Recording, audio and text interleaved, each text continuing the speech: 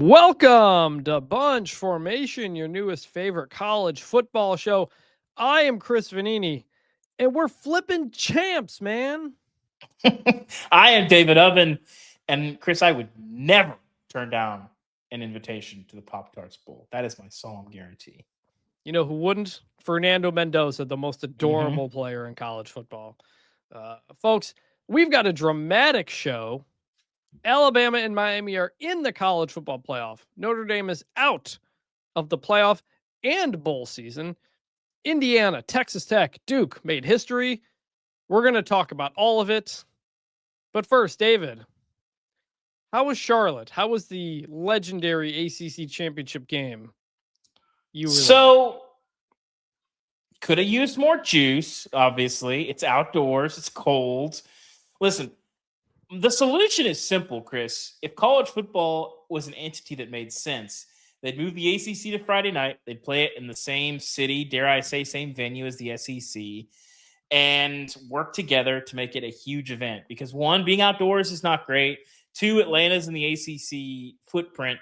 And I think I have always underestimated the value of like the SEC fanfare at the convention center, like across the street from the stadium. It adds a lot to the event. Whereas the ACC, like I'm walking in, it's cold.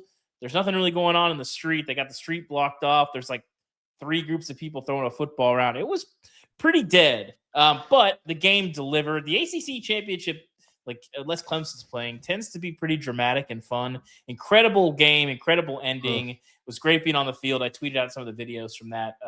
A memorable night and a memorable game. Ultimately did not mean that much for Duke, but I will remember it. So shout out to the Blue Devils. It was a fun night. The ACC championship game is always the most miserable looking championship game. Like even if you just played it in the daylight, I think that would help. It's always cold. It's always wet. I was nice and dry in Arlington, Texas, where the weather's actually been pretty good. You didn't even see the end of Indiana, Ohio State. I was on the field. So I was walking to the field and they were lining up for the kick. And I was like, well, I'm not going to be able to see it. And then I got in the elevator and people were celebrating. I was like, he missed the kick. I was like, it was a chip shot. So, alas, I don't think I missed that much after that, but I didn't see the actual kick until later. Not the greatest kick. We're going to talk about those games. We're going to talk about the playoff. We're going to talk about later in the week. We will get into our Heisman votes. Those ballots are due Monday afternoon. As of recording, I have not filed mine yet. David, have you done yours? I have. I did mine Sunday night. I always push it to the very end just in case I think of something else. So we will. I usually do, but I got spooked because I got a text from the Heisman people, and I thought I saw a tweet saying they were due Sunday at 5. So I was hustling because they changed the window this year. They shortened it a lot, but it's usually like they go right up to that 5 p.m. at Monday, and then they release the finalist list like an hour later because it's all tabulated electronically. But so I was a little bit hustling. I wanted to get it in, but I do usually do it around like lunch on Friday, so a little bit earlier for me. While you were saying that, I got another text from the Heisman automated. They've been blowing people up. Yeah. I got texts at 12:11, 4:07, and now 7:06, which is good. I kind of wish I'd been able to wait till Monday, but it's okay. If you send us an email to vote for the award, there's a decent chance we're gonna miss it in the deluge of emails we get on Sundays with bowls and everything. But if you text me, I'm more likely to see it. That's why my voicemail, if you call me and I don't pick up, it says text me because I'm going to remember it. I'm going to remember it more that way. So Heisman votes this week. We will have a special short episode we will drop right at the end of the Heisman ceremony where we discuss who we voted for. You're not allowed to talk about it until the end of the ceremony, which I disagree with, by the way. It didn't used to be like that. I think, frankly, the Heisman Trophy wastes this week that we could be spending the week talking about the Heisman and all this kind of stuff, but we don't because we can't talk about it. So we'll drop an episode late talking about that. We'll have another episode middle of the week. Still working on the date. Dave's going to Las Vegas for some college football meetings, but we will have an episode middle of the week. Going to go heavy on mailbag, so send us emails to bunchformationpod@gmail.com. We'll answer those. We'll talk about some news during the week. And if you haven't checked out the show notes yet, can jump ahead to different stuff in this show, Twitter, Instagram, Bunch Formation on all that stuff. And we appreciate everybody sending us your Spotify raps. I know we mentioned that in the last episode, but we got more. We got a lot of people from Europe sending them to us. Cool. So for a show that just started from scratch, it's very humbling, I guess, or cool to see the amount of people who have been listening and supporting. So thank you guys for that. Yeah. So with the playoff, by the way, David, you're supposed to be covering Alabama. I'm probably on Oklahoma. That means something for us, doesn't it? Well, Chris, it means that we might see each other in Norman. We'll see. Postseason destinations for the teams, though, are set, which means it's time to meet up with people on campus for a playoff game or a new town, new location for a bowl game. And if you're going to schedule an event with friends, you should be using Poney. That's Poney, Poney, a new social scheduling app that makes getting friends and family together so much easier.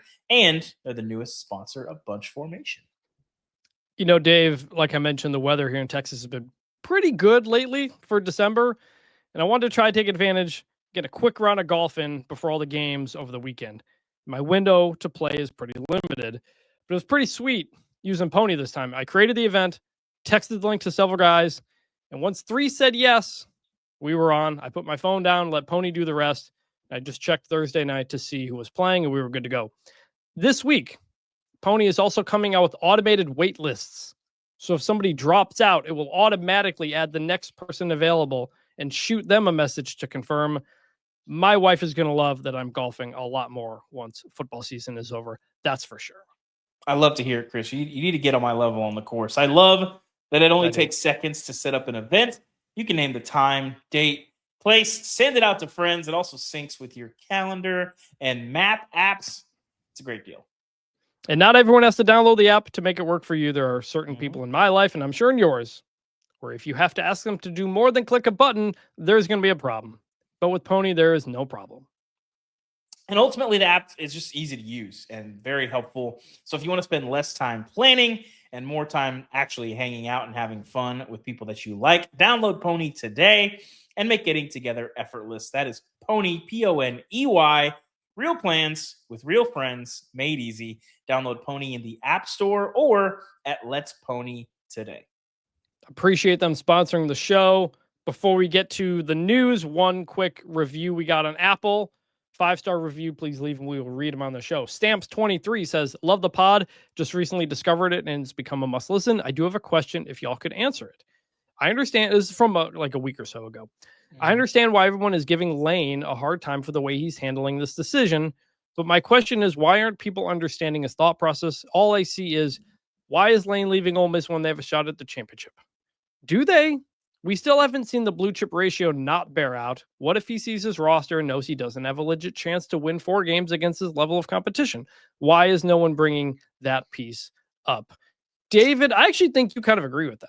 Yeah, I brought this up. So you're not wrong, but I don't think that it's fair to say that the chance is 0. And I also think that it's different when you are leaving a program to build what you already have where you already are. And I think it's fair to say that LSU can do that more easily, more frequently, and probably has a higher ceiling than Ole Miss. But it does leave a bad taste in people's mouth. But as far as this year specifically, Ole Miss was not good enough to win the title. Last year's team was a lot better. I do think last year's team was probably good enough to win the title. This year's team is not. They were. But it's not 0. So I'd put it in the single digits probably. So take that for what you yeah, I do agree that last year's team was better. I'm not sure this, like, Ole Miss is going to be America's team in this playoff. Like, that's true. That first game when Pete Golding comes out and like crowd's going to be behind them. That's going to be a really interesting scene. And if they win that first game, I think you could see people get behind them. So we will see. But let's talk about that playoff now. The rankings are out. To get into all of this, we start off with the media scrum. That's why I don't read the newspaper. Because it's garbage. The rankings are in. First round buys. Number 1, Indiana. Number 2, Ohio State. Number 3, Georgia. Number 4, Texas Tech. Home games without a bye. For number 5, Oregon. Number 6, Ole Miss. Number 7, Texas A&M. Number 8, Oklahoma. That was easy. Then it got hard. And what the committee did, Alabama number 9, they stay at number 9 despite a 28-7 loss to Georgia. Number 10, Miami moves up from 12 despite not even playing. They jump Notre Dame. They are the last team in the field. The first team out, 11, Notre Dame. They dropped a spot despite not playing. BYU dropped one more spot for losing to Texas Tech. And to wrap up, the 11 seed will go to Tulane, which won the American, and the 12 seed to James Madison over David's Duke Blue Devils. So we have 5 teams in the field. First question, pretty simply, David, as we talk about Alabama, Miami, Notre Dame, did they get it right? Well, it's sort of like if a doctor or something is like delivering bad news and just comes in and is like, hey, you're going to die. There's a bedside manner to some of these things. And I feel like the committee did this in the worst way possible. They walked in and Pete Pavakwa, the Notre Dame AD, said it felt like they got the rug pulled out from under them. It's hard to disagree. When the committee has consistently said for the last 6 weeks or whatever, however long they've been doing this, we think Notre Dame is better than Miami. It was sort of defense. I thought we said they were too far apart in the very first rankings when they're 8 spots, but they kind of crept up. And when they started comparing them in the same pods, which happened, I think, 2 weeks ago, that was the time to flip them.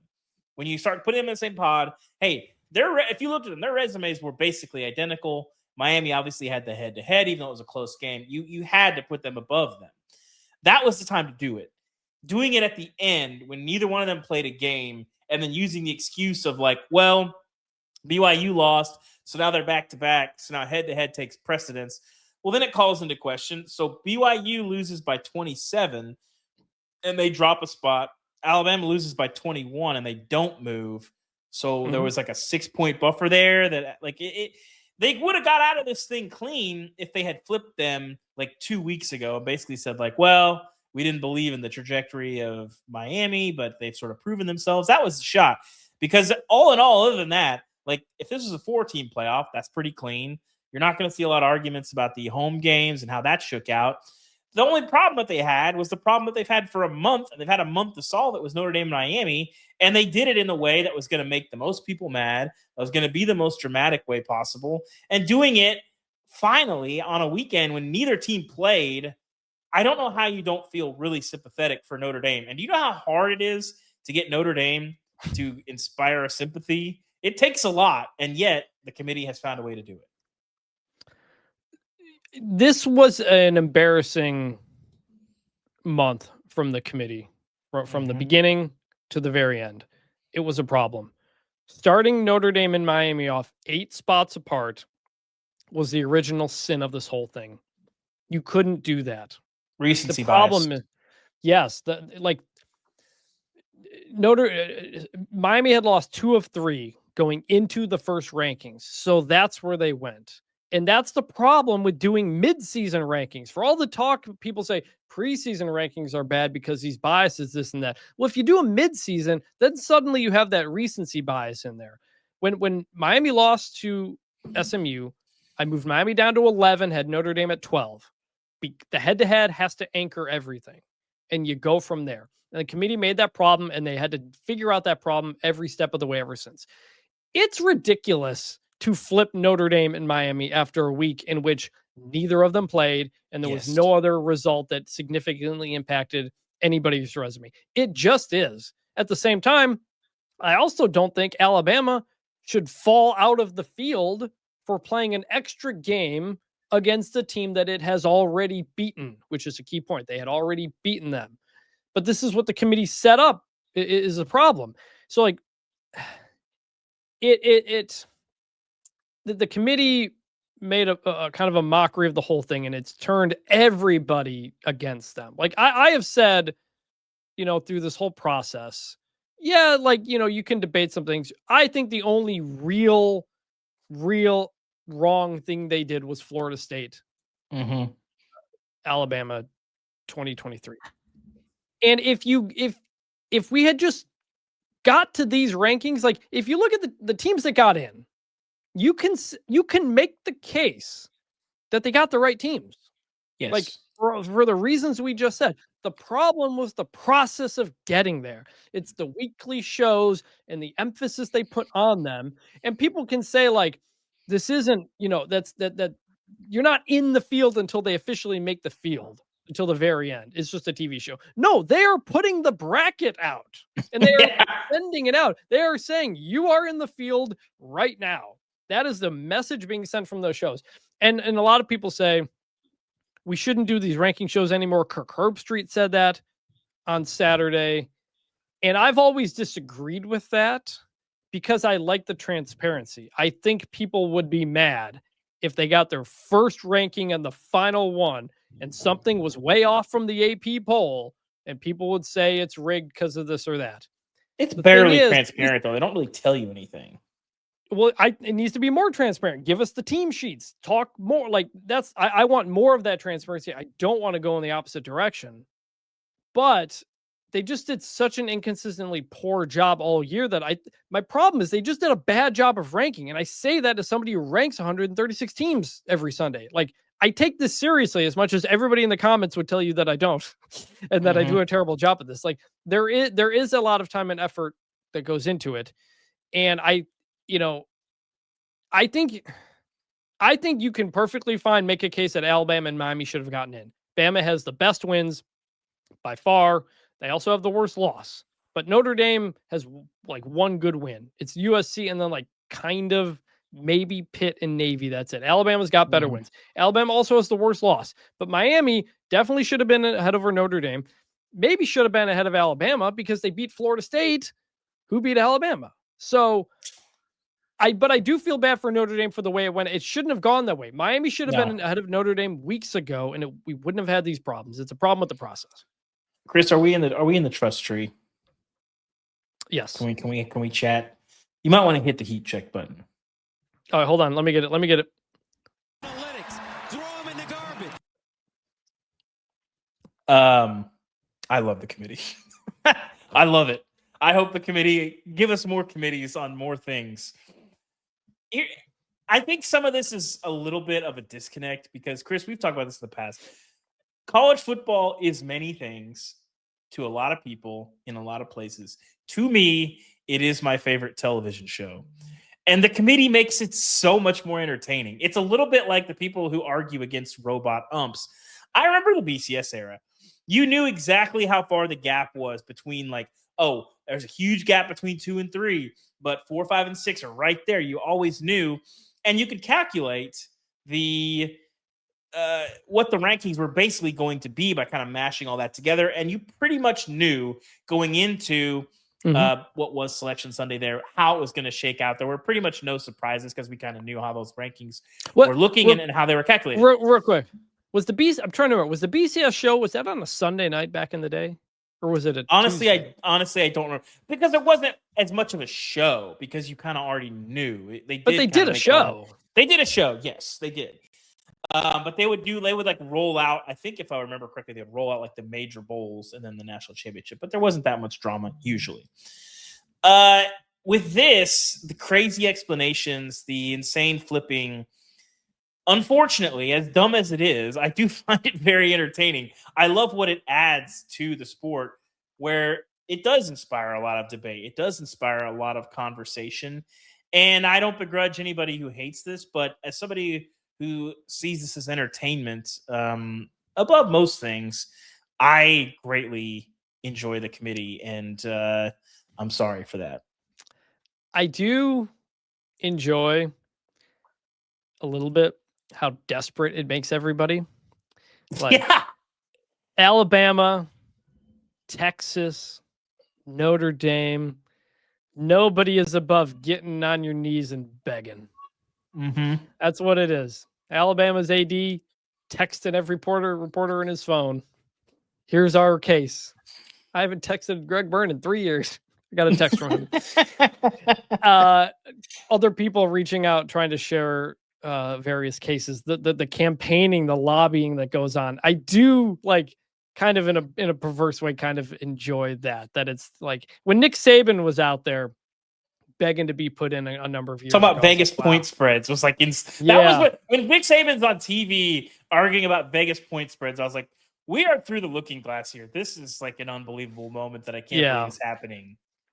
Yeah. So like there is part of me that likes that. So like on that note though, like expansion, size of the field. Everybody's like, should have been 16. We're gonna go to 16 now.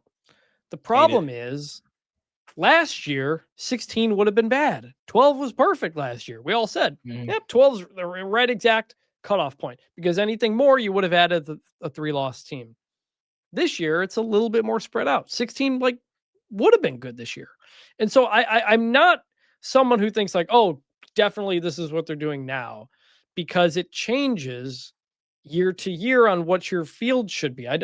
You can't expand the playoff or create some system that's ultimately going to be perfect. There is not going to be one in college football. It's too unwieldy and volatile of a sport. And you have to have the cutoff somewhere. At some point, someone's going to be mad. I think there is a fair point to say, though, the whole point of 12 was everybody who's got a reasonable shot gets in. And that's what we felt last year. We said, that Alabama team, they're not winning the national title. SMU, they're not really winning the national title. You could make a case that this year's Notre Dame team could make a run for the national title. I think that's true. I think they would have better odds to me to win the title than like at least a handful of teams in the field. I do think that's true. And so we'll see what the answer is in that. A weird, interesting note, by the way, that Ross Ellinger first pointed out that I'd forgotten. So next year, if Notre Dame, if we're still in this 12-team playoff and Notre Dame finishes in the top 12, they're guaranteed a spot. And that is because in spring 2024, when all the conferences in Notre Dame signed a new agreement for the next set of the playoff from 2026 to 2031, that's the one that gave the Big Ten and the SEC the power to determine the format. That's the one that gave more of the money to the Big Ten and the SEC. It also had protections for the Group of Five and Notre Dame. And among those is that there would be a certain threshold that if Notre Dame met in the rankings, they would automatically be in. And we all thought that was for a 14-team field because that's what was being talked about, or an AQ-heavy field. Well, it turns out it's actually for a 12-team field too. And that may end up being the case next year. So that would be interesting setup. And that was reported at the time, but we all kind of like forgot about it, which is interesting. So that's a little bit weird. The Group of Five of it all. 2 Group of 5 teams are in. We should. So I got some texts from people on Sunday that were confused about this. I suspect our listeners may be among them. Do you want to explain how we got here briefly and why it's very dumb, but not for the reasons that people think it's dumb? So you probably saw Nick Saban on the playoff show questioning 2 Group of 5 teams getting in. You're seeing it in a lot of different places. And we're definitely going to hear it the night of the Saturday of the first round when Tulane and James Madison probably lose those games pretty handily. There will be a new whole round of debate and argument that the Group of 5 shouldn't be in the playoff or that they should only be there if they reach a certain threshold or something. People are going to be mad about this. There are 5 guaranteed playoff spots. It was 6 until the Pac-12 went away. Now it's 5. The reason it's that, and the reason it's not we guarantee a spot for the Power 4 is because of antitrust. And people don't remember when the BCS was pulled in front of Congress because Utah didn't make it. And there were other teams that didn't make it in certain years. And so when they came up with this one, top 5 conference champions was what it was going to be. And they are 6. And the thought was, well, surely there will be no Power 4 conference champion that's ranked behind a Group of 5. Surely. Well, then the ACC remembered that it exists and decided to do the dumbest things possible. Not directly, but conference realignment happens. They scramble. They got to add bodies. They add 3 more. They're at 17 teams, and we're still playing 8 conference games. And our tiebreakers are bad. So Miami, the highest ranked team from the ACC, not in the ACC championship game, despite tying for second place. Duke and didn't get to play either of the teams that did play, Duke or Virginia. of the top 6 teams in the ACC, Duke played one of them, Virginia, and it lost big time. Miami played 2 of them. Virginia played like 2 of them. None of these teams played each other barely. And so the tiebreaker cluster F that we talked about last year that we knew was going to be a problem became a problem for the ACC. And so you had Virginia ranked like 17th and Duke, who was 7-5 in the ACC championship game where David was. Duke wins. They're 8-5. They're the conference champion. An 8-5 team is not getting into the top 25. Instead, you had James Madison, who was in the top 25 and now 12-1, getting that spot. They are going to use the ACC's problems to punish the group of 5 conferences if they get their way in terms of the powers that be in the sport. And it's not the group of 5's fault at all. It's the ACC's fault for being too big, for having weird tiebreakers, and for Clemson and Florida State not carrying their weight in the conference. Like it should be noted, Chris. It's important to note. Yeah. Miami gets in, but Miami's in as an at-large. And so not only do the tiebreakers mess up, but if Miami gets into the ACC championship and wins it, then that knocks James Madison out and allows Notre Dame in. So not only can you be mad about James Madison getting a second group of 5 team in there, but Notre Dame getting bounced out happened because of the ACC's stupid tiebreaker policy, where Miami gets sort of lucky to slide in as an at-large when they – I mean, listen, I watched that game. I've seen Miami play. Miami would have been a double-digit favorite against both of those teams. Duke and Virginia probably would have cut. Like, Miami is just a much better team. Miami was looking like the best team in the country in mid-October. Had 2 losses to, like, 8-win teams. People were making fun of them at the time. But, like, those are not, like, horrible losses. They're 8-win and they were both teams. one score, one of which was in overtime. And they were they were a pass interference flag getting picked up away from beating SMU. I was at the game. Yes. Like, it's like, you know, Miami clearly is good enough to be in the field. Yes. And so, but they had to take up one of those at-large spots, which kicked out Notre Dame. So if the ACC had better tiebreakers that are tied to the CFP rankings, Miami gets to play. If Miami loses, then so be it. Like, they had their chance. It's kind of like the Virginia situation. Like, Virginia could just as easily be in the field. I don't know that. I mean, I'm not going to complain about an ACC champion Virginia being in there, but Virginia, I think, would be clearly a step below those other teams in terms of just work. Because again, this is not the 12 best teams. It's not what it is. It's not what it should be. It should be a tournament that allows access for the entirety of the sport. I'm fine with it being the way that it is, where the G5 should get at least 1 spot. With 2, like, I don't like it in theory, but the way that it happened, there's no way around it. Like, it's not the group of 5's fault for that. No, and it's not the playoffs' fault. By the way, no, all of these problems. It's literally the ACC. All of these problems that people have with the college football playoff and conference championship games, it's because of conference realignment. Yes, the playoff was done when there were 6 power conferences. It was going to work out beautifully. Instead, realignment had to happen, which the SEC in Texas and Oklahoma started, and created these conferences that were too big, some of which only played 8 games. Suddenly, a lot of your top teams don't play each other. We don't know who the best teams in these conferences are. The best teams that we think are not making the conference championship game, and this is what happens.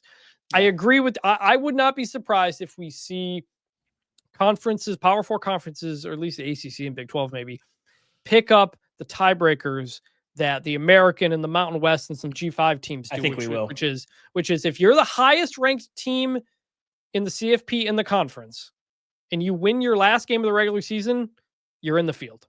Doesn't matter who you play or whatever it is. If you're the highest ranked team and you win, you're in. That would have put Miami in the championship game. Now, you have to do it that way because the rankings don't come out till Tuesday, so you have to have it done, and that's how it goes. I think that's what the ACC should do. It would have solved the problem here. And like if the tiebreakers had just worked out in not a stupid way, and we had a Miami versus Virginia ACC championship game, and one of them got in, it would have been fine. It would have been fine. Notre Dame would have gotten in. You wouldn't you wouldn't do a 2 G5 situation. You would have had another top 20 Power 4 team in, and we're good.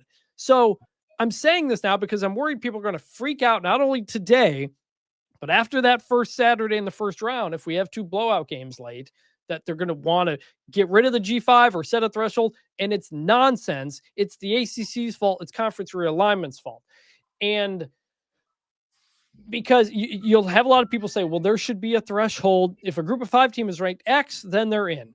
And that's nonsense, because if there's a threshold, then you can just manipulate the rankings to keep them out. You know, Tulane and James Madison are top 25 teams. The committee believes they are among the 25 best teams in the country. That is good enough to be in the field in my situation. All right, now let's talk about the matchups. We have James Madison at Oregon. Winner plays Texas Tech. Tulane at Ole Miss, which is a rematch. Boo. Miami at Texas A&M. And Alabama at Oklahoma, also a rematch. Boo. Let's have some early thoughts. Well, they kind of had to do the just based on I know, but you could also fudge it. I'm fine with you fudging seeds. So let's go early thoughts on each one. James Madison at Oregon. I like JMU. Fun team. I think that I don't know how they keep this close even. Like Oregon historically, I'm worried it's going to be a Liberty Fiesta Bowl type of situation, because Oregon they just massacre the teams they're better than. That's what they do. And like, again, James Madison,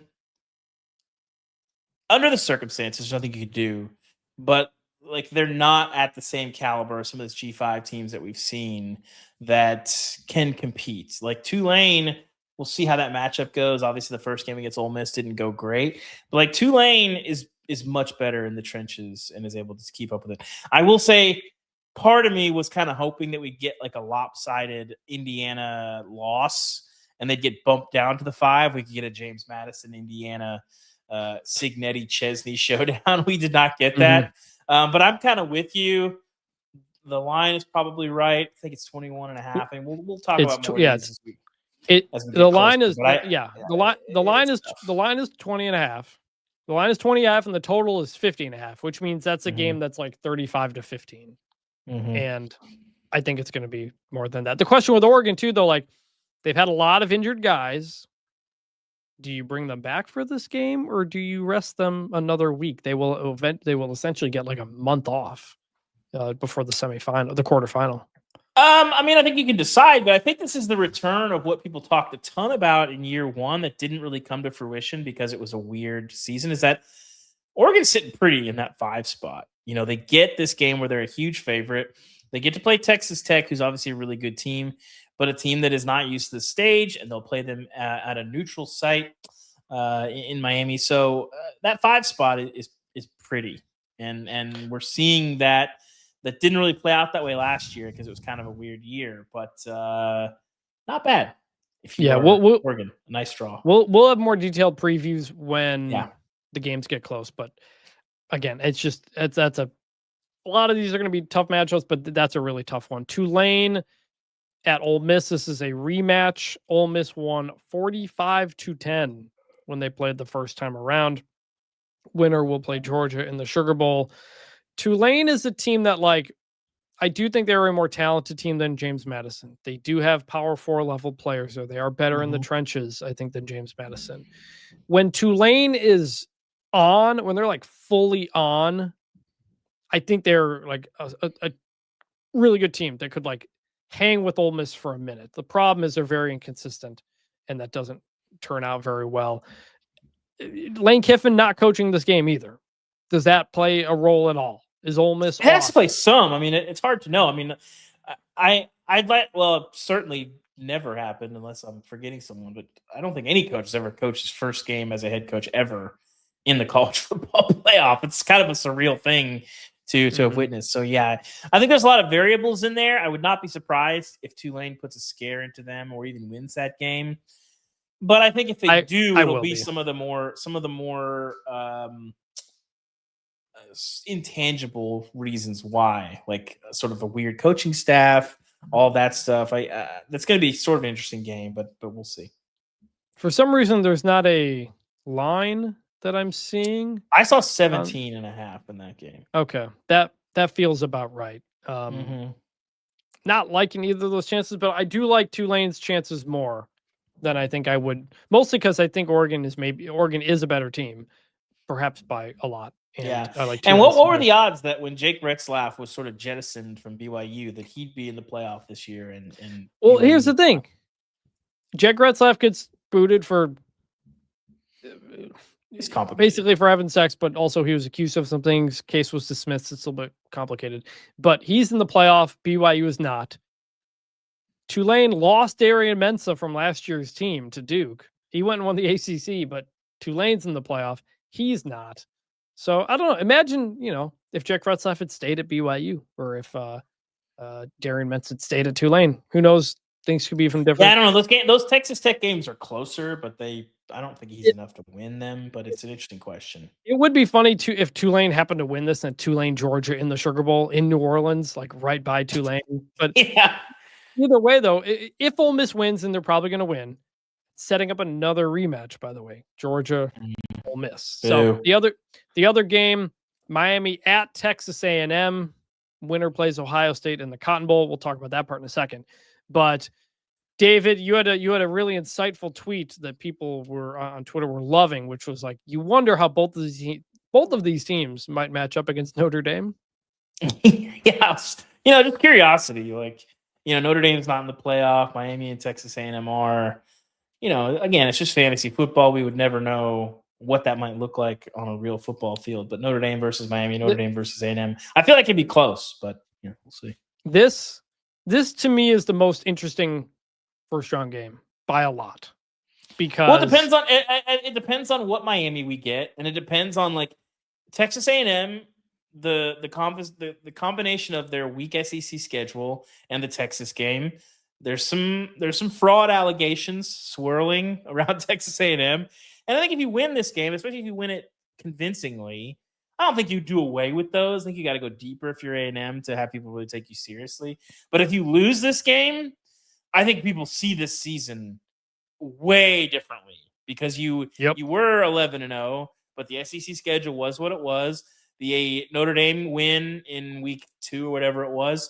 I'm not going to call it fluky, but it was a coin flip. And the holding penalty, listen, it's a holding penalty. You can call that on a bunch of – that's a bad one. And it did happen on the game-winning play. It was a pretty bad play, a bad penalty myth that they missed. So I think this is kind of a big game for how this A&M season, remember, because they didn't get to Atlanta either. Just getting to Atlanta, I think, would have been an accomplishment. They didn't do that, much less win it.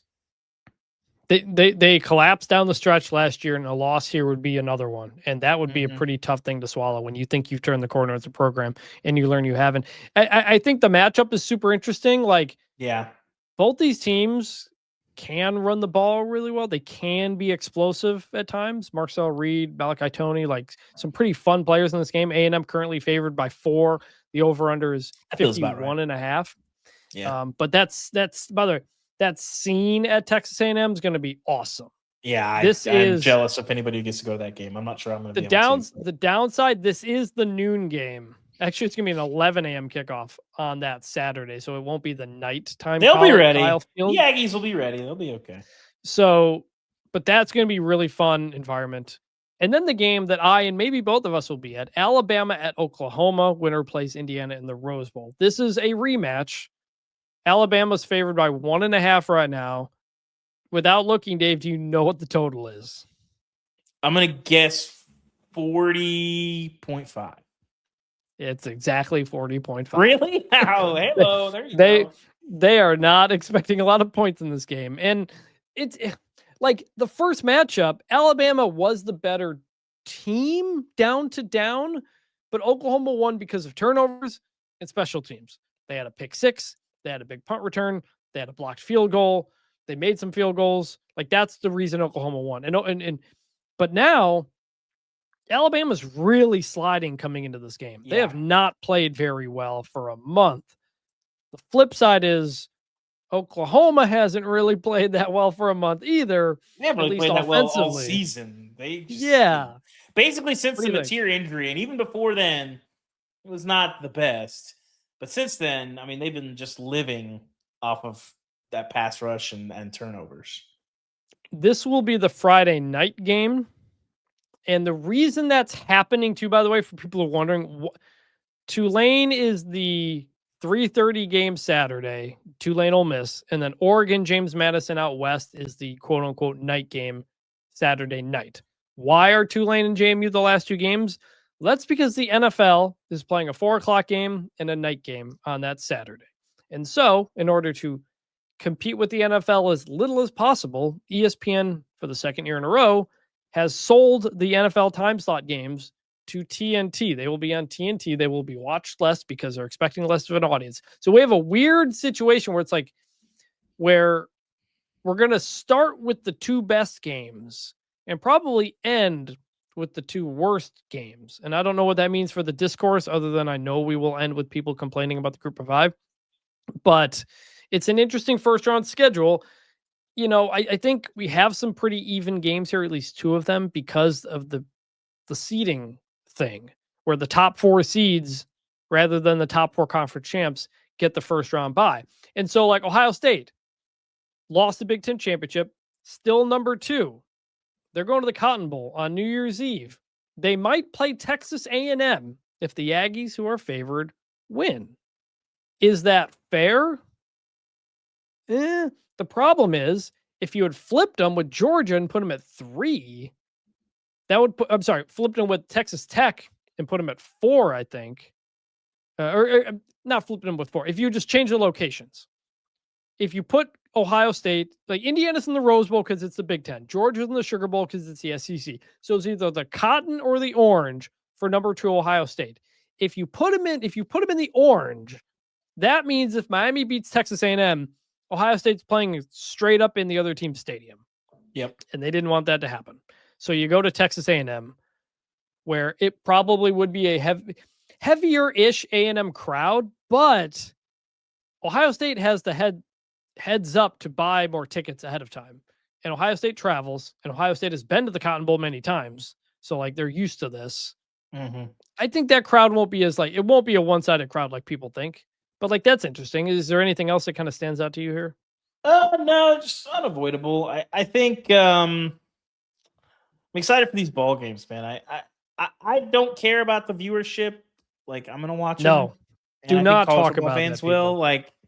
So, like, the NFL stuff, I think it hurts both parties. I think the NFL should work with college a little bit to not be sort of going at each other in this way and undercutting major events. But I think they got to sort that out in the future. So we'll see.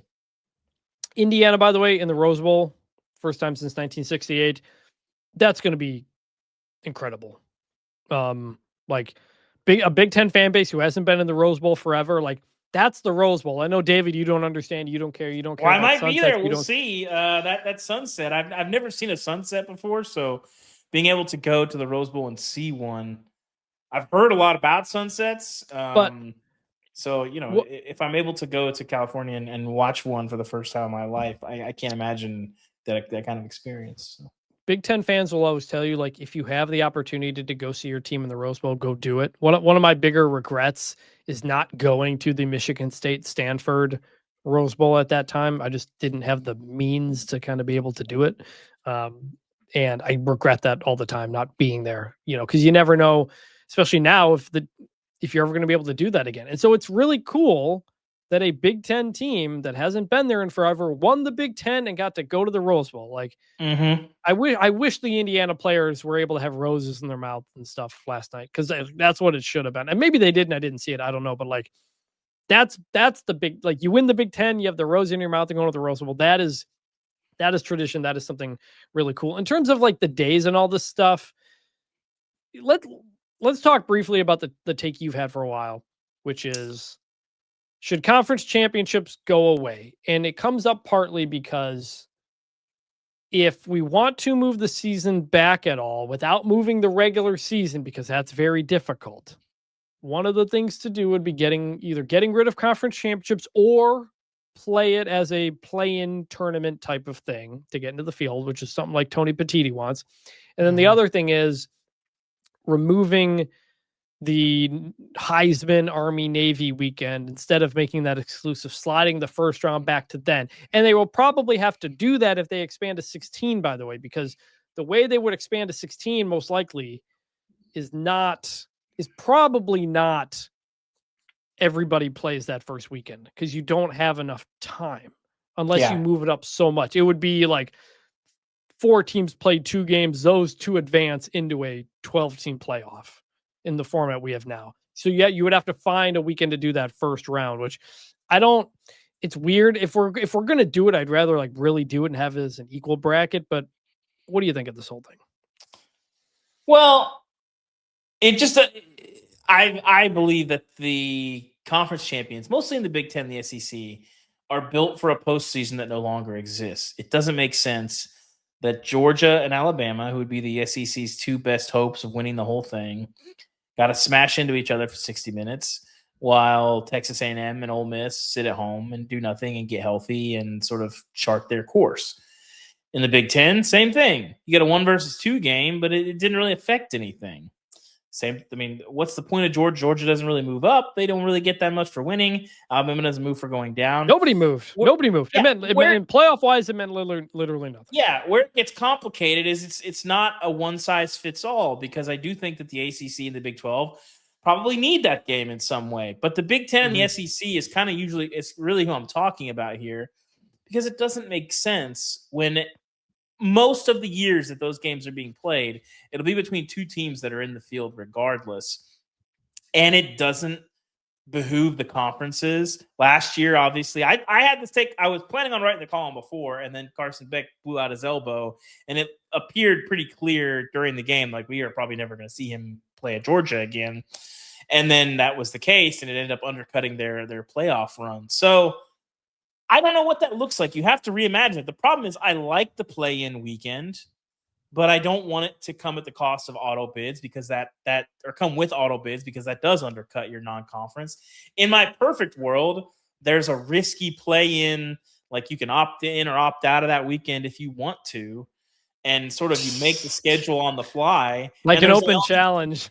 Yeah, like there's an element of risk of like, hey, like if you're Vandy, like this year, obviously Vandy and Texas probably would have been a tweener, but I think they would have talked. It wouldn't have mattered. I like the idea that they were I totally to play another disagree. game. If you have another huge win, you can change your resume. No, because Notre Dame and Miami, Notre Dame wouldn't have played because they thought they were fine. Alabama had a conference championship in Miami. Well, I'm not talking about this year specifically. I'm talking about in general. Okay, you got these teams last year: South Carolina, Alabama. I forget who the third SEC team was.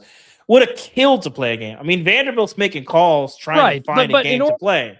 But I'm just saying, like, in order to find a game and then jump somebody who's in the field, that would require somebody who's in the field kind of not wanting to play. Like, they're going to play it safe. Like, I get what you're doing, and I don't hate the idea. Like, I love the idea of, like, in conference championship, the Big Ten kind of did this during the COVID year, which was we have our conference championship game, and everybody has another game, like based on the standings or whatever. Like that's like me. I don't know. So that's ultimately just the current situation, the Big Ten, the SEC. It doesn't make sense. It's sort of untenable. There's no reward. There's no penalty. It's really a risk of injury. And you're also asking fans to pay for tickets and travel. Yes. When Georgia's playing in Atlanta, it's not that big of a deal.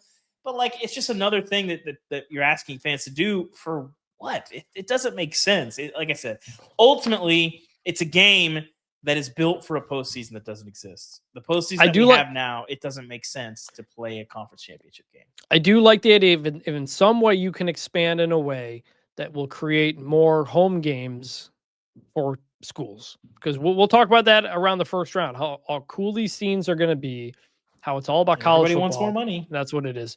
Real quick, these aren't final picks, but let's make some quick picks. I assume you're going Oregon over JMU. Yes, I'm going to go Oregon over JMU. I'm going to go Tulane to cover. I'm going to roll with the Aggies. I'm just to pick. We're just picking to win. Oregon wins. Picking to win. Wins. Yeah. A&M, Miami. Who you got? I'll go A&M. Mm-hmm. Oklahoma, Alabama. Who you got? I think Alabama figures some stuff out. I'm going to go Alabama too. All right. Texas Tech, Oregon. Who you got? I got Oregon. I'm going to take Texas Tech. I'm a believer. I think Texas Tech, there's a lot of brand bias going in there. I think people don't respect them as much as they should. I've been saying this all season long. Yes. And I think people just see this as like, well, they're only here because Texas and Oklahoma and Missouri and these places are out of the Big 12. It's like, no, go watch Texas Tech. No, they're going to have Oregon's offense. I agree. In a really bad situation. I'm just trying to make these picks quick. So you Yeah, got Texas sorry. Tech, I got Oregon. All right, Indiana versus Alabama. We got both that. I'm gonna go Indiana. Yeah, I'm going Indiana in that game. So then that would be either Indiana versus Texas Tech or Indiana versus Oregon to reach the national championship. Who you got for Indiana? I'm going to take Indiana. Tech. I'll take Indiana as well. Down on the other, we got Ohio State versus Texas A&M. I'm going to go with the Buckeyes. I will also go with the Buckeyes.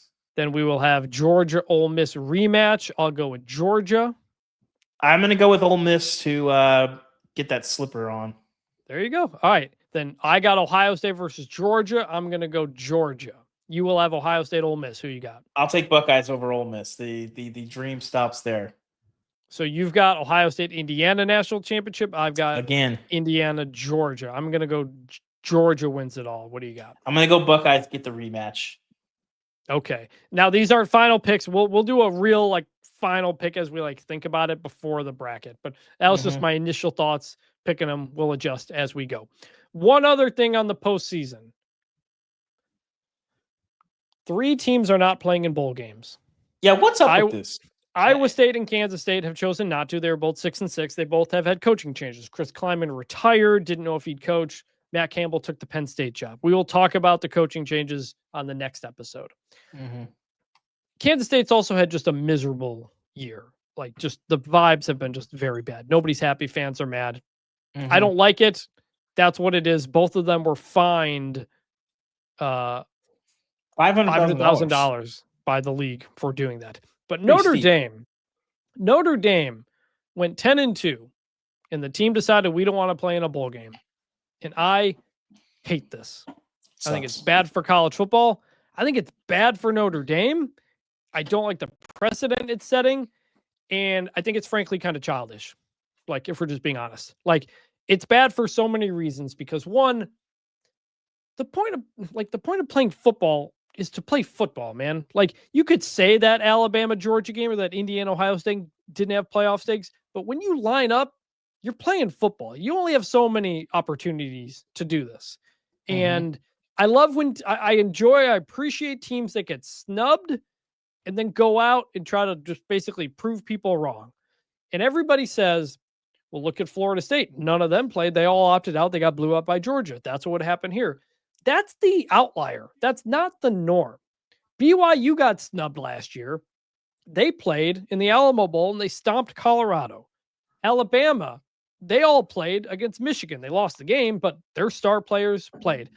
In 2022, Alabama, last team out. They went to the Sugar Bowl. Everybody played. They beat Kansas State. So, most teams are not doing this. Don't act like Notre Dame's just following what everybody else is doing. They're not. They're taking this to another level that nobody has done before in the modern era. And I hate that. The other thing is, I don't think it's good for next year's team. They said in the statement, yes, we're focused on winning next year's national championship. Not only are you giving up the bowl game, you're giving up 15 practices. This is what I don't understand about the whole thing. That's a whole spring practice camp worth of practices. You've got a redshirt freshman quarterback who's very good. Is he a redshirt freshman or is he a true freshman? Redshirt freshman, I believe. Yeah. And so you got a young quarterback, and you have the number 4 recruiting class in the country. Those early enrollees can practice with you in December if they're ready to come into Notre Dame. You're just giving up some very valuable reps. So I don't understand that part of it either. So I hate everything about what Notre Dame is doing, skipping this bowling. I worry it could start the trend of truly being the death knell for bowls, which is not good. The playoff is not everything in this sport, and it shouldn't be. And I know Notre Dame doesn't have a conference championship to play for. That is something else to do. But you know whose fault that is? It's Notre Dame's fault. So, I hate everything about this. I don't understand.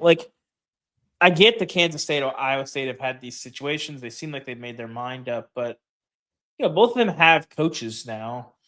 I don't know what 15 practices hurt you there. I mean, maybe you're not doing installs, but just get some work in, get a feel for who guys are on the practice field.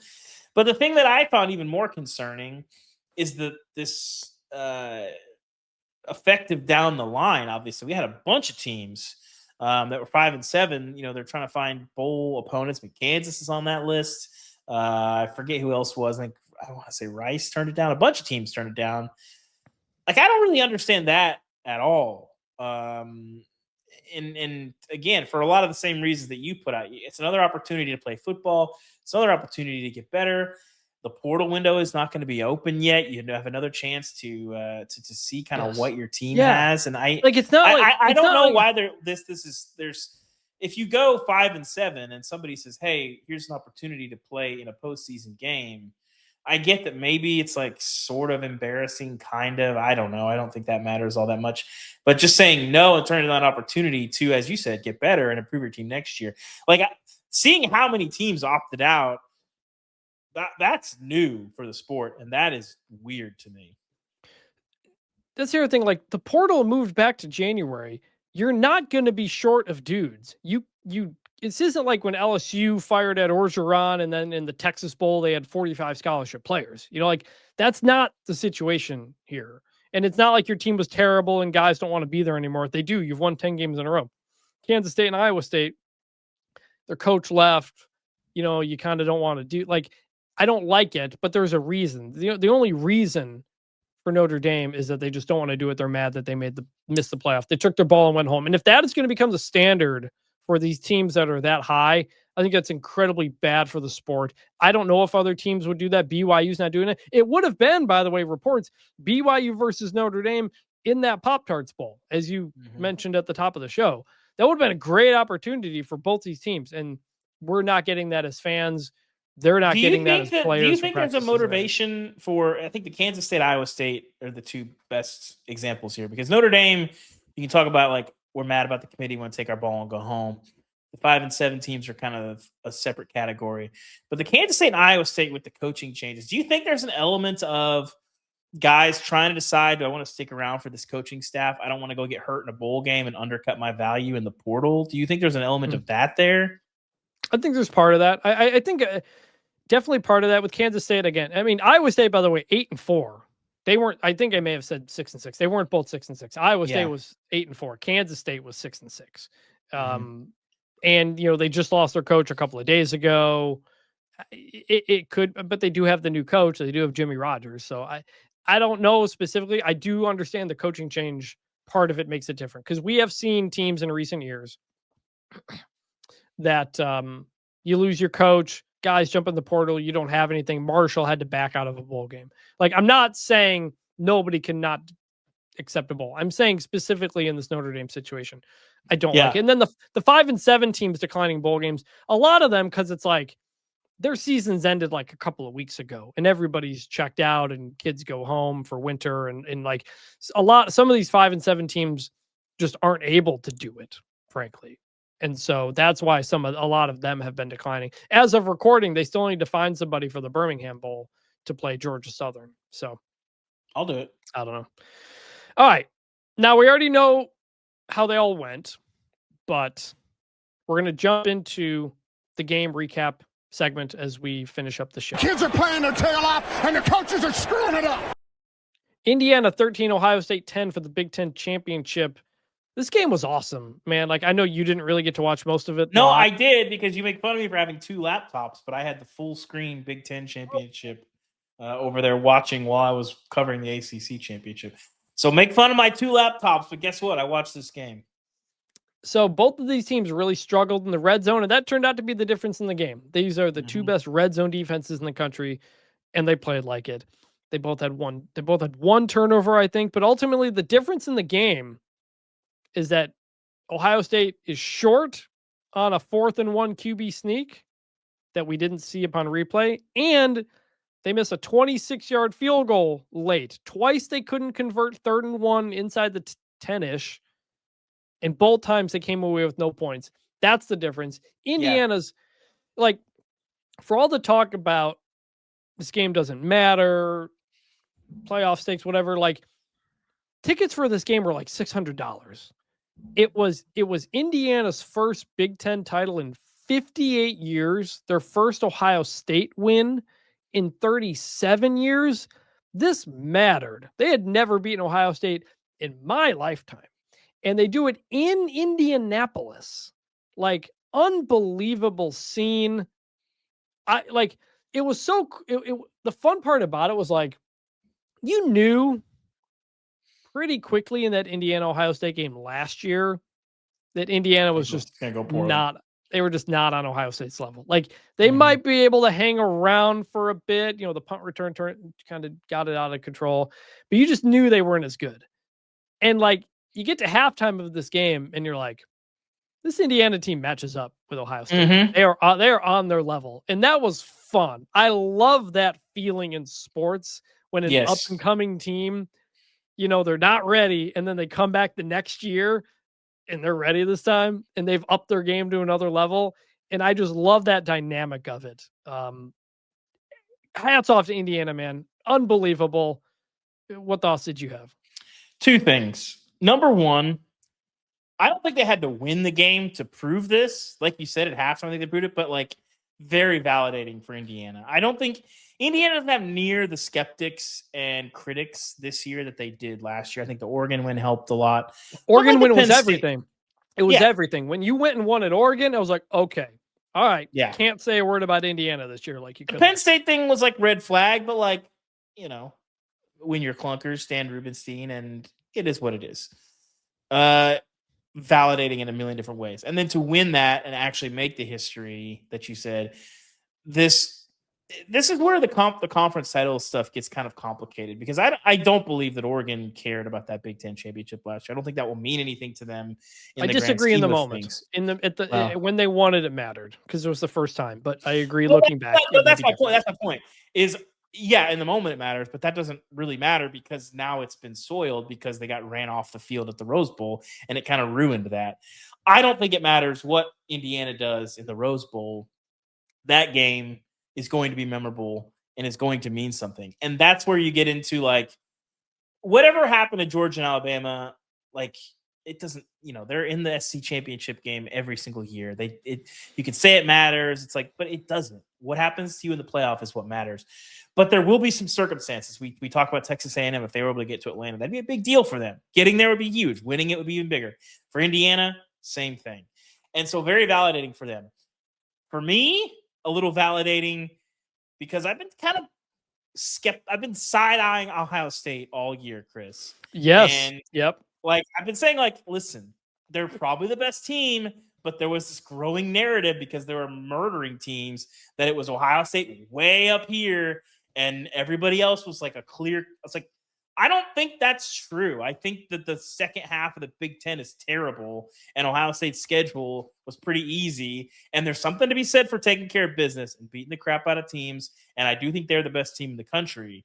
But like this idea that like, they're going to coast to the playoff again and have this like, dominant playoff run again and nobody can touch them. I never bought into that. And I think Indiana poked a bunch of holes in there because for Indiana, for all that they are, they're still like the 60th most talented team in the country. Now, I think those numbers are flawed for a lot of reasons, but like Alabama and Georgia can go man for man with these guys. Like I'm really curious to see when Ohio State does have to get pushed and gets in the playoff and plays these elite teams, what that looks like. Because Indiana is a really good team. They might win the national championship, but there will be teams with more talent. And I think that Indiana did away with the notion that Ohio State was playing a different sport than the rest of college football, because I just never believed that, but a lot of people seem to. Well, because people were saying, are you taking Ohio State or the field? It's crazy. And I think we didn't talk about this in the playoff section, but like, I think the national championship is wide open, man. Oh yeah, like you could tell. Okay, let's run through this really quick, Chris. And here's who I think can win the championship. I think Oregon can do it. Yes. I think Texas Tech can do it. Yeah, sure. Ole Miss, I do think single-digit percentage, but like if Ole Miss won the whole thing, I can't say I'd be like, how did that happen? They got pretty good athletes. Georgia can definitely do it. I think Miami and Texas A&M and Ohio State. I'm going to say no to Miami. I'm going to say yes to Texas A&M, and I'm going to say yes to Ohio State. And then I'm going to say yes to Alabama, no to Oklahoma, and yes to Indiana. So that's like 7 teams, I think, 8 teams that I think can do it. And like do it where I wouldn't be like, this is an incredible story. It's just like, yeah, they're the best team. They just proved it. Yeah, and that's really exciting because I didn't quite fully buy in on the Ohio State is clearly the best team either. We talked about it coming in. You and I disagreed, but other people were out there saying, "Well, this Ohio State team's better than last year's team." That was the great. Like, what team were they watching? Where that was no last year's Ohio State team had as much talent as any team that we've seen in college football in, I don't know, 15 years, something like that. And they didn't play great in the regular season, but then they got in the playoff and you saw like, oh, this is the team. Like, for whatever reason, the Michigan game seemed to bring out the Ohio State that we thought we were going to see. People forget going into that 2024 season. Like, I remember talking to Cam Teague, our Ohio State writer, and we were having conversations about this in the summer of like, this could be an Ohio State team that like we talk about as like a generational team. So, and the regular season didn't really bear that out. Yep. But then in the postseason, I mean, that run was legendary. Yeah. So this team's not I think better it's than open. That That's crazy. Indiana has a shot. Indiana legitimately could win the national championship in college football, and that is awesome. In that Big Ten championship, they're the number one seed. I mean, I think they're second. Awesome. They're second betting favorite, aren't they? I don't. Yes. Well, I don't know about betting favorite. I didn't look. I think Ohio State. It's Ohio State one. I think it's Indiana too. So, and it also sets up a fun narrative, by the way, because you know who Indiana is going to play in that Rose Bowl. It's either going to be Alabama or Oklahoma. They are going to be. We're going to have the SEC versus Indiana debate. And can you imagine the crowing from the Big Ten? Except Tony the Cignetti presser. What's going to be better, the Cignetti pressers leading into the game or after the game if they win? Like it's it would be after the game. Cignetti won't say anything about them going in. But the crowing that the Big Ten, which has won the last two national championships, and yet the SEC gets to talk like it runs the sport. Could you imagine if Indiana beat one of them? And Indiana will be favored to win that game, but like that's how far things have come. It's remarkable. All right. The ACC championship game, second best game of the day. Duke, Virginia, 27-20 in overtime. Duke was up 20-10 with 4 minutes left. Virginia rallies, ties it up. Maybe some questionable flags there down the stretch as Virginia was going for the tie. So some of those PI flags, I felt the same, but the one over the middle, like when he's coming out of his break, he literally yanked the jersey. They showed the angle on this because watching it live, I was sitting with standing on the sidelines with some of our friends, and I kind of looked. I was like, I mean, if you're trying to fuel conspiracies, here you go. But I don't know if they showed it on the TV, but on the jumbotron they showed it, and like when he was coming out of his break, like he literally yanked the jersey. Like it was okay. In live, I thought it was a terrible call, and then watching it on the screen, I was like, oh, that's it. You have to throw that flag. But it wasn't a pretty game, but Mensa played pretty well. The rally, and then the rally just ends quickly because Duke just runs down the field in overtime. They get stuffed 3 times at the goal line. Then on 4th down, Mensa scrambles, finds the tight end for a touchdown. Then Virginia, very first play, does like a throwback trick play, and it gets intercepted, and boom, it's over. Like, whoa! I talked to Luke Bergat. He was saying, like, basically he saw the pitch. He's like, I know that running back runs hard. I'm staring at him. He's not running that hard. He's like, so I kind of like backed off. It didn't smell right. He's like, so I'm tracking the guy. He's like, I couldn't believe he threw it. He's like, I saw it the whole way. It's like, as soon as he threw it, he's like, I knew I was going to come down with it, and he did. Yeah, I mean, this was a weird game in a lot of ways. What do you think? I like the 4th down call. I felt like you had to go there and find something. Manny Diaz said he didn't hesitate. I looked at him, like, after they got stuff on that 3rd down, like, Manny wasn't looking around or thinking. Like, he was like, no, we're going. Like, that was clearly the right call. Did you like the call? Yeah, you got to go for the win. It's a championship game. You're the underdog. You got the goal line. I was fine going for that. And good for Manny Diaz, man, by the way. He reached and won the ACC championship before Mario Cristobal did at Miami, the guy he was fired for. Also, Miami has never won the ACC. They've only played for it once. And Manny Diaz, by all accounts, a good dude, like Miami native, dream job. Didn't go great there. It was like okay, but not. Yeah, it wasn't horrible. It just didn't. It wasn't up. I mean, if you're trying to find a guy that can win you championships, but you know, he lost to Middle Tennessee and FIU, and those things really drag you down. But then it becomes like everybody knows they are talking to Mario Cristobal and want to hire him, but they're not firing Manny Diaz until they know they can get Cristobal. And that was like, in my mind, it was like several days. I don't remember exactly how long it took, but just like really awkward. Oregon at the time, if you forget. Yeah, Cristobal's at Oregon at the time, and it was really just kind of disrespectful and unprofessional. Like, if you're gonna hire the guy, fire the guy first. But they didn't do that, and so happy for Manny Diaz to win the ACC. Good coach. And if you want to be a conspiracy theorist, that may have gotten Miami in the field. If you think the committee didn't want to leave out an ACC team. I wrote about this for The Athletic on Monday. You can read it. So Miami gets in. I don't know. I was going to ask Hunter Yurachek that, but I didn't get. I wanted to ask him my second question on the media call, but didn't get that back. He said so on ESPN. He did say. I mean, he said it, but like they said that the leaving the league out was not at all a part of their discussion. You can say that whether or not it's true, explicitly or implicitly, or said or silently. I have to think in the room, it's not subtle. If you look around at the bracket and you're saying, well, there's no ACC team in there, there's going to be pretty serious repercussions for this. It's going to change the sport in ways that probably don't improve the sport. Something to think about. Yeah, I mean, I ultimately don't think it was that. I think it was last week they set up the reason for them to compare Notre Dame and Miami, which was if BYU wins, they're both out. I think you're right, and it's ridiculous. Yes. If BYU loses, they're next to each other, and we can finally make the flip we should have done weeks ago. That's my thought. SEC championship game, Georgia 28, Alabama 7. Ugh. Not much to really talk about other than Georgia was just better. Alabama had -3 rushing yards, which I believe our colleague Matt Baker looked up, and that had never happened in the history of Alabama football. Ryan Williams had some bad drops. David is not the leader of his fan club, but Georgia overall, to me, they've been, other than the weird Georgia Tech game, which Brent Key just gets his team up for. I've thought for a number of weeks now that they are playing like the best team in college football, and they've improved. They're defensively, September and early October, Georgia and this team, unrecognizable. Yeah, in Alabama, I mean, there was that run in September, October, where they won 4 straight then ranked teams, and you're like, man, this team they look great, but the last month they've just played not well, and that's how that happens. They didn't look good against Eastern Illinois. They lost to Oklahoma. They played sluggish against LSU. They looked fine against Auburn, and then they let Auburn back into the game and needed, I wouldn't call it a miracle, but you had to catch some breaks to win that game, going for it on 4th down there. There's a world in which they lose that game. So, yes, totally. Big 12 championship game where I was at, Texas Tech 34, BYU 7.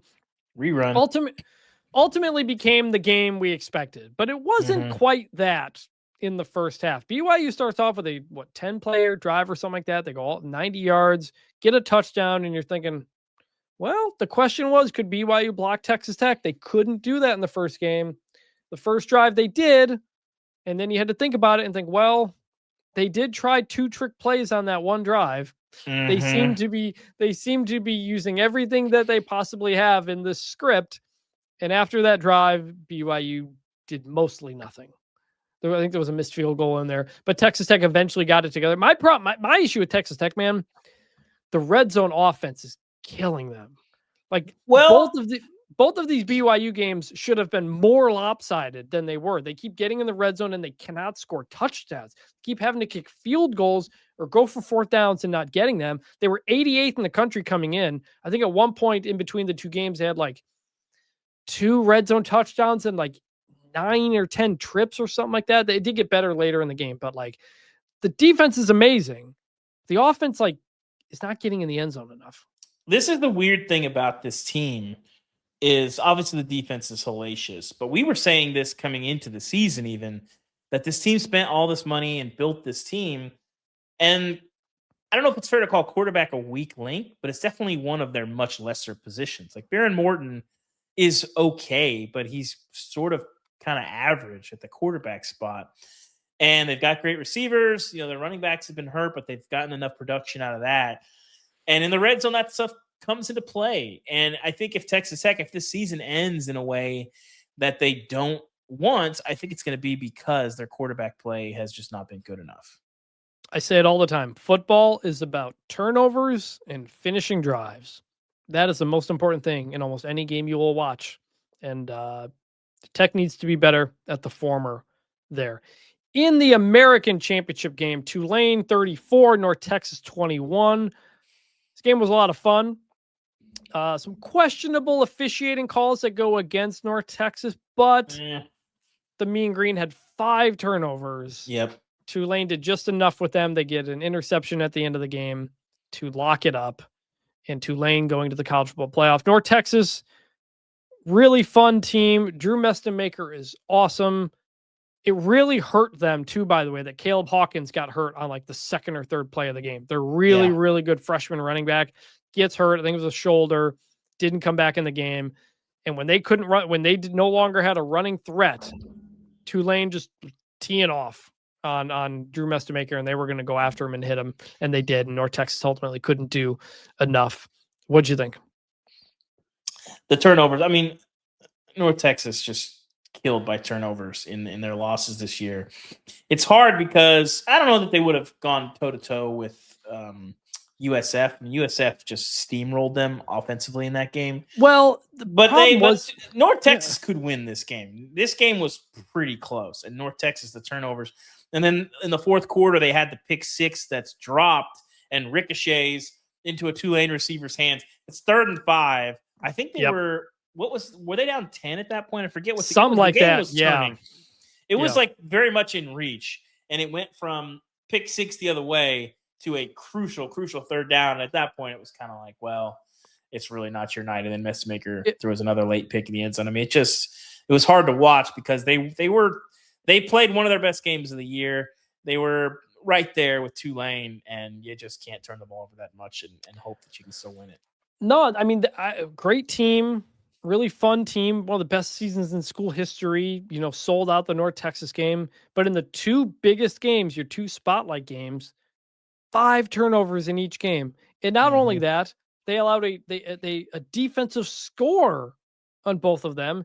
And in both games, they muffed a punt inside their own 20-yard line with under a minute to go in the first half. I couldn't believe it happened twice. This one was whether or not you think that the North Texas guy pushed the Tulane guy into the punt returner, the Tulane guy hit the punt return. The guy who was behind him, the ball hits him. Tulane gets it, leads to a touchdown right before halftime. It's like almost the exact same thing happened in the USF game. So just some bad luck there, really, for North Texas. But yeah, Eric Morris now off to Oklahoma State while Neil Brown will take over. But North Texas, good season. Tulane moving forward with John Summerall, even though he's the Florida head coach.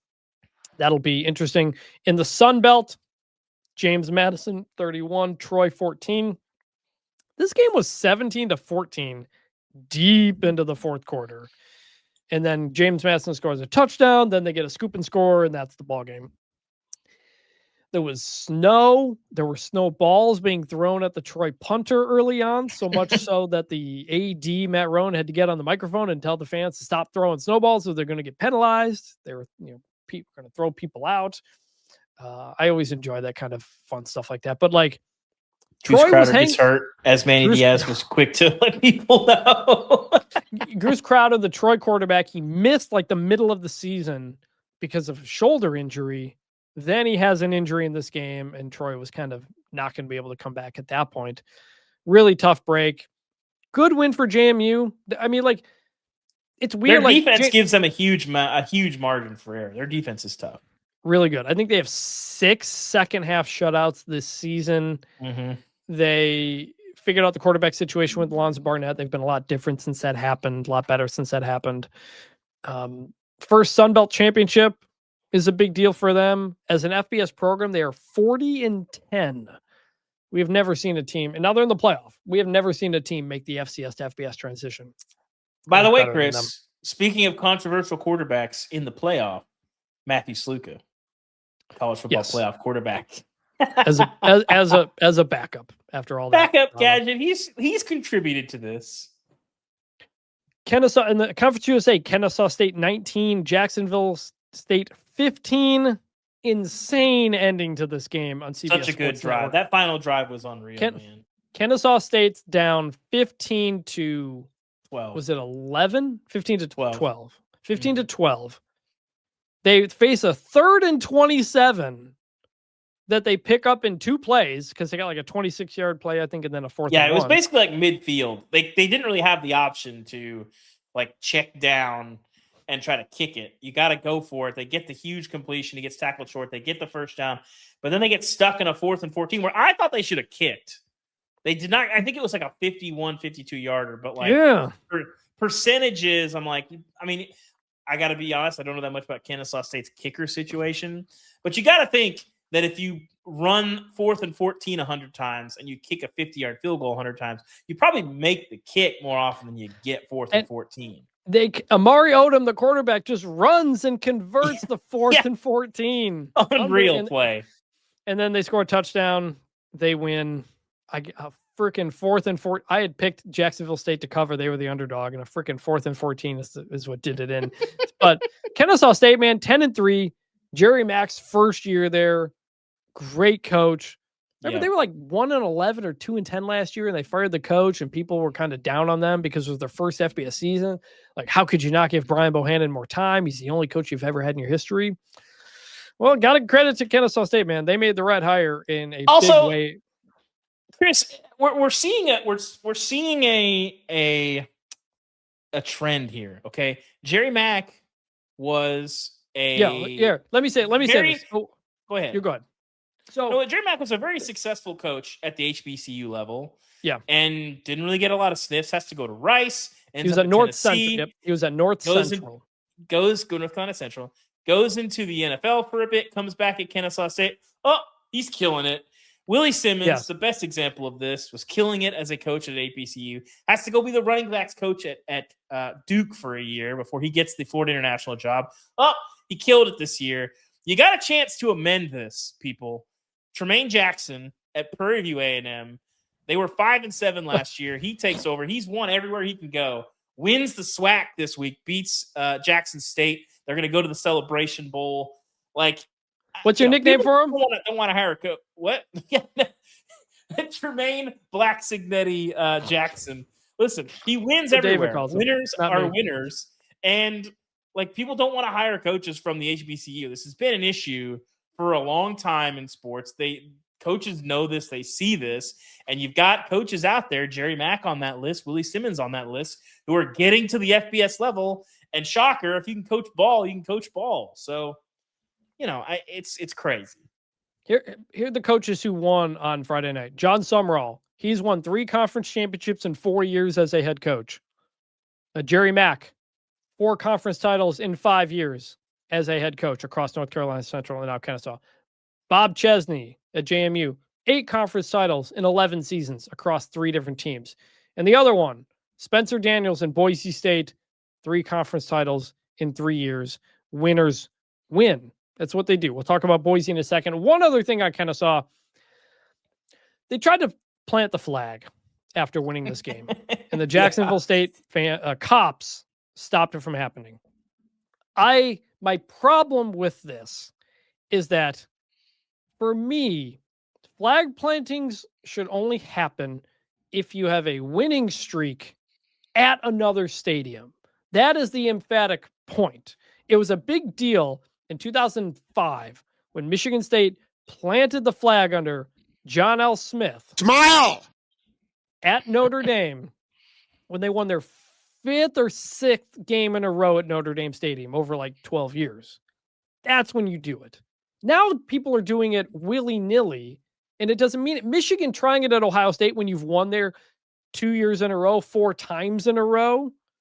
Like, that's when you're allowed to go for the flag plant. Kennesaw State lost at Jacksonville State earlier this season in the regular season. You don't get to just win the next game that season and you plant your flag.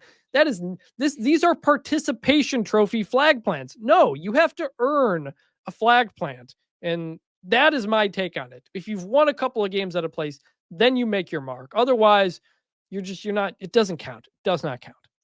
I think generally don't plant flags in turf because it doesn't work unless you have a special adapter. And 2, dude, the protecting the logo is so corny after you lose. The Michigan players this year, that was so weak.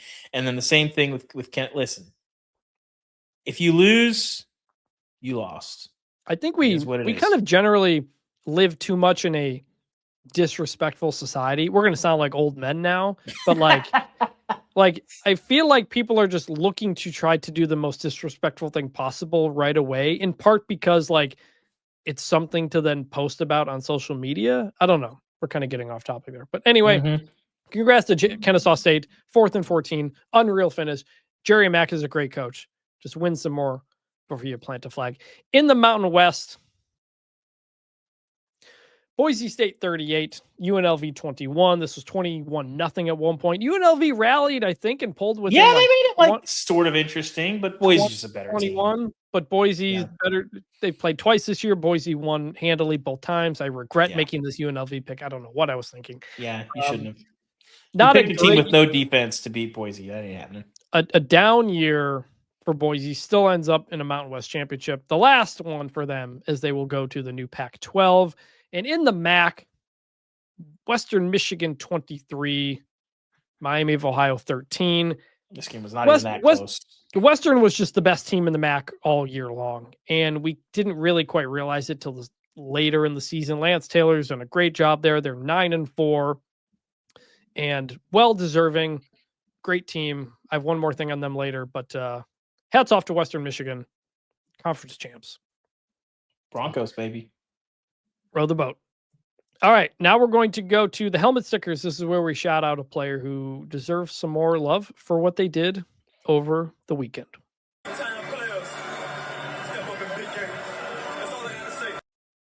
I'm going to go right back to Western Michigan. Running back Jalen Buckley, 19 carries, 193 yards, had a 60-yarder in there, 2 touchdowns. MVP clearly dominated that game for the Broncos. So shout out Jalen Buckley.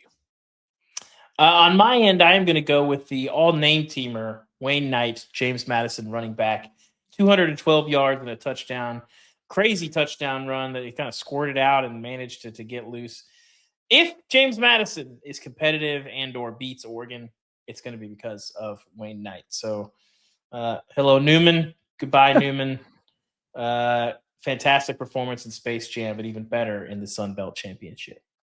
Just gotta hope he doesn't run into a Dilophosaurus. Yes, Dilophosaurus. I don't know how you pronounce it. Yeah. Dilophosaurus. That's what it was. You're right. Dilophosaurus from Jurassic Park. Wayne Knight has multiple iconic roles for a character actor that hasn't really been in any relevant films in 20 years. He still remains an icon in the industry, and I don't know how that's possible. One of the underrated roles from him, Toy Story 2. He's the collector who gets Woody and tries to make him up all nice, and he's got the whole group of the things. He's the collector guy. There's a hilarious Twitter account that I love. I only notice it every Saturday morning. It just tweets the clip of Wayne Knight's character complaining about how he has to go to work. He has to drive all the way to work on a Saturday, and he's just driving across the street from his apartment complex to the toy store. Chris, would you like to know how many times I've probably watched Toy Story 2 in the last month? Not enough, frankly. Probably 15 times. This is part of having a 3-year-old. Shoot. And she's on the Toy Story binge. And that's a good one. A lot of Toy Story 2. Yeah, I don't mind it. It's not bad. You know what? We need to add that as a drop to the show. I got to go all the way to work on a Saturday. For any time that you and I are covering games, especially when they're local. You going to the ACC championship, me going to the Big 12 championship. We got to drive to work all the way to work on a Saturday. It's that was the second game at Bank of America Stadium that I've been to this year. I was at Charlotte and App State at that very stadium in week 1. Yeah, a classic. All right. Now we're going to end the show the way we always do, and that is by remembering some guys. It's better than this. Guys being dudes. I'm going to go back to Kennesaw State. I'm going to go with fullback Bronson Rechsteiner, now better known as Braun Breaker in the WWE. The son of Rick Steiner. He was a fullback. He was a linebacker and fullback at Kennesaw from 2016 to 2019. There's an amazing, his highlight video on YouTube is him dressed up like a pro wrestler with a chain and everything. He's got a championship belt on. He's flexing, and it's playing the Triple H theme music over it. He was, I don't remember if he was all conference or not, but he's actually like a really solid player. Had to spend a little bit of time with the Baltimore Ravens before eventually getting out and pivoting to pro wrestling during the pandemic to get the family where he's very, very good now. And a week and a half ago, a little more than a week ago, he pinned CM Punk at Survivor Series War Games. He's a #1 contender for the WWE World Heavyweight Championship in January. Bronson Rechsteiner. That's my guy.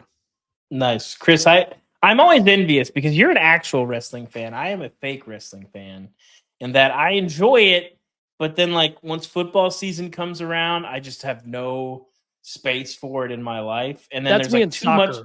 There's too much of it going on. And then also now like with the kids factor, like I can't, like unless it's college football, if the girls are awake, then like whatever they're going to watch is going to be on the screen. Like I can't watch. If I try to watch football, it's going to be my 3-year-old screaming in my face to get the football off the screen. So I don't get to watch it as much, but like before we had kids in the off season of football, I would try to see some of it and went to a few events. I wish I had more time in it for time in my life for it, but WWE still sponsors the Big 12 championship game MVP belt. But there were no wrestlers there to give it to Ben Roberts, the linebacker at Texas Tech. He was my other helmet sticker nominee, 2 interceptions in that game. But how was the is it Tom Party, Jack Party, the country concert at the Big 12 after? Not gonna lie. On TV it sounded terrible. I didn't pay attention to it 1 second, to be honest. I was sitting next to our buddy Max Olson. Him and I were just kind of talking the whole time. You know, they did Nelly the first year. Mm-hmm. I don't remember what it was last year, but the first 2 were like, oh, it was Neo last year. And so I was like interested, like, all right, but like this, I was like, this is just not my thing. So I watched it on TV. It was twirling. I couldn't hear it. You couldn't hear it great in the press box. So I honestly didn't know. So they did show it on TV. I didn't even know. They showed like most of it on TV. And so this is the problem with country music stars. The same thing with like, you know, influencers that have like millions upon millions of followers. Like I'm not on Instagram really. I have an account, but I don't really use it ever. I mostly use it for reporting. And then country, I have no idea how famous people are. So like, I didn't know if this guy, I tweeted out that I didn't know this. And then somebody told me that he was the BYU of country stars. He said, it's not a superstar, but like solid and having a very bad day. I was like, that's helpful. And being disrespected by the committee, apparently. I forgot to mention, by the way, went down on the field immediately after Texas Tech won because I had to find Cody Campbell. Like, I was like, he's the guy I have to talk to for this win. And he was like crying and in tears and hugging other Texas Tech Cody. people. He's a good guy. Who are also, look, we love the billionaire class on the show. We need to humanize them and all the great things that they do in this world. Chris, did you tell him that you refused to go hang out with him in July at Big 12 Media Days? I would. So we were gonna go see him. This is a good inside baseball story, Chris. I think if you're still listening to the show an hour and a half in, we're going too long. But we were at Big 12 Media Days and we were gonna go. Cody was there at Big 12 Media Days. We were gonna go spend some time with him after. So he like lives in Fort Worth. So myself and Justin Williams drove from Frisco to Fort Worth, which is like a haul, at like 8 p.m. at night, and went and hung out with Cody for like, I don't know, like 4 hours and talked about like all kinds of stuff and just sort of got to know him a little bit. And Chris, you were going to go, but I don't know what you had to do something.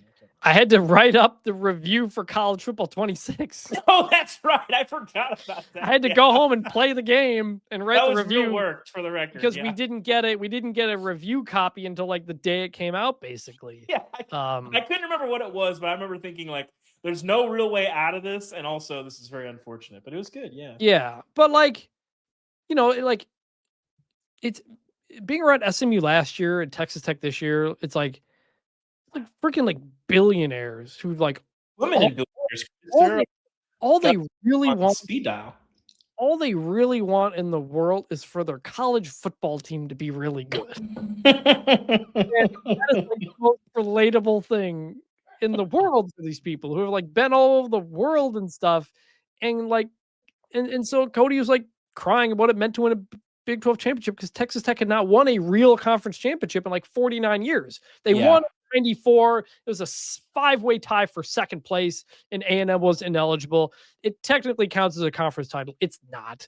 And so, like, it meant a lot to them. Like, that investment paying off to win a conference championship that Texas Tech hadn't done in a generation. And seeing Indiana celebrate the way that they did, seeing Texas Tech in person celebrate the way that they did, and realizing there's just all these new teams at the top of the sport now, and how good that is for the sport. Mm-hmm. Like, for people complaining, I think too, Chris, for the Texas Tech piece of it too. There's the Utah game, and pretty much since October, I think everybody kind of saw that Texas Tech was on another plane from everybody else in that conference. But I think people forget how much skepticism there was in the preseason. They weren't the preseason pick to win the league. No. I thought Utah was going to win it. And like a lot of people were like, well, this smells like Texas A&M in 2022, where this is going to go down in flames. A lot of people thought that. And this team has basically, they had the quarterback injury. They lost to Arizona State, but they haven't really had any bumps in the road. They've won every other game. They've won every win has come by at least 22 points. Mm-hmm. And by the way, literally as we're talking, Joe and McGuire retweeted my story from the game there. There you go. But like, so it's good for college football that all these new teams are popping up and shaking things up. And for all the people who would like get mad that Texas Tech spent money on players, it's like, okay, you want Alabama, Georgia, Ohio State to dominate here? Like, what are we doing? Like, it's good that Ole Miss has gotten itself in the mix. It's good that Texas Tech has gotten itself in the mix, that Indiana is now investing at a level it's never done before. Mm-hmm. Like that, like Texas Tech always hated Texas Tech embraced them spending money. And I always kind of appreciated them doing that because like other like traditional powers try to downplay it when they're doing the exact same thing. Texas A&M was like the worst offender of this. Listen, the $30 million thing was probably not true, but they spent a lot of money. Like, Tennessee did to some degree, but yeah. Ohio State's roster last year was like $20 million or something like that. Like, there wasn't really anything negative said. No one really says anything negative when Ohio State does it. People take shots at Oregon for doing it or Texas Tech for doing that. But like, why is it like your birthright to just be at the top of college football? So we're way off topic. We're here to remember some guys, but I just remembered that I had talked to Cody Campbell after the game and how that tied into everything there. So anyway, David, we got to wrap up. Who's your guy? Ja'Cory Harris, Miami, the turnover chain. It's been quite a run. I'm surprised they got into the playoff without the turnover chain. It will still be here in my heart every time there's a turnover in any Miami game. In spirit, I'm putting on the turnover chain. I could do it physically, but he's listed as only 6'3", but he's very skinny. I remember him being like 7'4", basically. But just a fun Miami quarterback. Yeah. Loved to let it rip. Loved throwing interceptions, and just a fun player. Kind of had an up and down career, but played the bulk of 4 seasons with the Canes. And, I got to be honest, I'm not sure how Miami fans remember him. They didn't have a ton of success under him. But I remember him just being a fun player and a guy that I enjoyed watching. So, Ja'Cory Harris, we remember you. Finished with 8,826 passing yards, 70 touchdowns, and 48 interceptions. And, this is perhaps my favorite stat, Chris, 175 carries for -3 rushing yards. We call that in Alabama, where I come from. I always associate him with bad jerseys. Like, that was the worst era for Miami jerseys. Yeah, the weird, like, like, throwbacks, orange, chest stripe thing. Yeah. By the way, you know what he's doing now? Didn't you must remember this. No, I don't. Didn't he he went into some kind of he became a firefighter. Okay. I think I missed that. Interesting. We wrote a story about it in 2020. Okay. Bruce Feldman wrote it. Okay. Yeah. So there's that. And all right, the Remember Some Guys nomination from listener Noah Brittenham, who says, "Hey, y'all, been listening for a while now, and I love the show. As a teacher, it's one of my favorite shows to turn on my AirPods while I'm grading student work to make the process a little more enjoyable. Well, good news for you, Noah. The show has gone so long, you're going to be able to do it more. Ask a Husker fan. I've watched too many games lately that involve the Big Red losing by 1 score. However, I maintain hope because back in 2014, we beat McNeese State with a 58-yard screen pass as time was winding down. And thus, gentlemen, I submit to you, Nebraska running back Ameer Abdullah. By the way, Ameer is very quietly rostered for his 11th NFL season. Pretty impressive stuff. Love the show. Thanks. We're pushing the bounds of what a guy can be here with Ameer Abdullah, because Ameer Abdullah was a spectacular player on some very bad Nebraska teams, and I feel like he could have. That's exactly what this is for. That's exactly what are you talking about? I guess I try not to like have guys who personified greatness. Ameer Abdullah, if he was playing for like the old Nebraska teams or Ohio State, I feel like he could have gotten to like New York City. He was he was 3-time All Big Ten. Yeah, so there you go. But I did not know he was still in the NFL. Looks like he's on the Colts practice squad. So, sure. And he was on the Raiders last year in a normal roster role. So good for him. I remember him. I remember that screen pass touchdown against McNeese because I was monitoring that for an upset back in the day. But great player. Good one to remember. Great player. Love him. Mm-hmm. All right. That's going to do it here. We got the college football playoff coming up.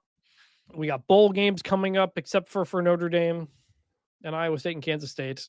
We will be back middle of the week. Don't know the day yet, but we'll have a mailbag episode. Send your questions to bunchformationpod@gmail.com. We'll talk more about the coaching news, Matt Campbell going to Penn State and stuff like that. And then we will have our Heisman reveal episode Saturday night, right after the Heisman ceremony. We will reveal who we voted for and why. Looking forward to that. So for David Ubben, I'm Chris Vannini. Thank you for listening to Bunch Formation. We will talk to you later. And when you're filling out your bracket, bring back the turnover chain. And do you know, David, who invented the turnover chain? Manny Diaz. That is right. And you went and saw him. It was meant to be. Yeah.